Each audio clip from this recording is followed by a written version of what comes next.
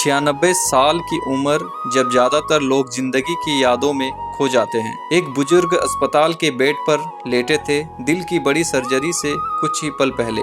80 साल, हाँ पूरे 80 साल वो एक आदत के साथ जी रहे थे, सिगरेट। डॉक्टर तैयारी कर रहे थे, मशीन चल रही थी और शायद पहली बार उन्हें अपनी जिंदगी की नाजुक सच्चाई महसूस हो रही थी। उन्होंने धीरे से एक सिगरेट जलाई, कोई जल्दबाजी नहीं, कोई डर नहीं, बस एक लंबी सांस, जैसे बीते हुए सालों को आखिरी बार महसूस कर रहा हो। उन्होंने कहा, शायद मैं वापस ना आ पाऊं। उस पल में ना लत थी ना जिद, बस एक इंसान था जो अपनी पूरी जिंदगी को शांत मन से स्वीकार कर रहा था। कभी कभी जिंदगी हमें सिखाती है कि आदतें छोटी लगती है, लेकिन वक्त आने पर वही हमारी सबसे बड़ी कहानी बन जाती है। जिंदगी की असली कीमत आखिरी पल में समझ आती है। इसीलिए जो छोड़ना है आज छोड़ दो, क्योंकि कल शायद मौका ना मिले।